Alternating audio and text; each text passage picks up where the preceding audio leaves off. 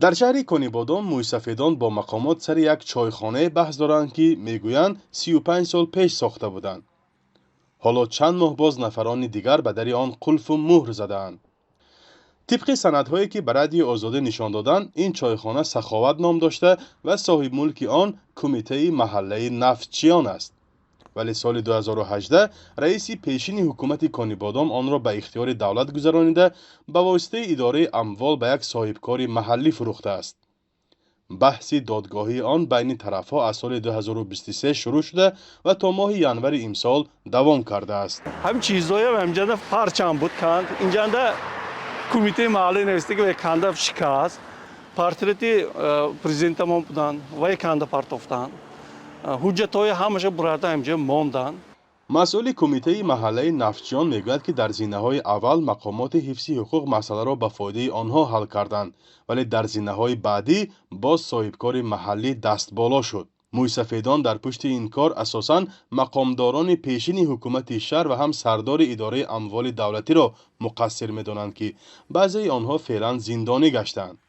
معلوم نیست که در پرونده آنها این مسئله نیز جای دارد یا نه. 25,000 حوزه سازان خیر کرد برای ما. آب نوشاکی، آب نقص، تازه، دایم پر، حاضر همه همجا جاش باید ضرور شده که آب تران نخوره. لیکن یخت چایخانه هم موقع مهنت کردیم ما 24,000 نرخ مانده فروخت. به گفته مویسفیدان در حدود چایخانه حجره کاری مسئولان کمیته محله نفتچیان، نماینده شورای سابقه‌داران و زنان، قصابخانه و خانه مویسفیدان عمل میکرد. حالا کمیته و جمعیت ها از فعالیت باز مانده و دیگران به جای مانده‌اند. نفخ خور همه ما یک جای میشتگی نیست محلنده. من خودم ساختگی و خودم صاحب شده نمیتونیم. هم ندونم چه کارن در کار. امی سرسریش تا آخرش من همینجا جمیدگی همینجا مهنتام باشدگی. من میخوام که تی گرفتگی باشد با برگردان کرد ما بیمال آمده شدیم اینجا. مویسفیدان میگویند که چایخانه سخاوت دست کم برای 4 محله شهر جای جمع آمد و استراحت دانسته میشد که بیش از 500 عائله در آن زندگی میکنند و یک قسمت اعظمش کلانسالان هستند.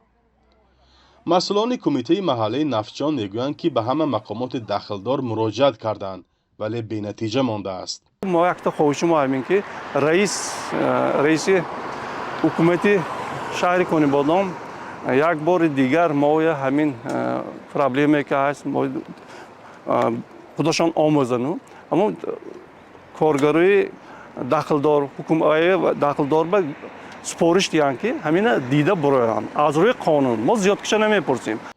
رئیس شهر دوران زاهدزاده به خود مراجعت کنندگان و بعضی از نمایندگان حکومت در صحبت حضوری به خبرنگار رادیو آزادی گفتند که حل مسئله طریق دادگاه باید صورت بگیرد، زیرا هر کاری ممکن را مقامات محلی اجرا کرده است.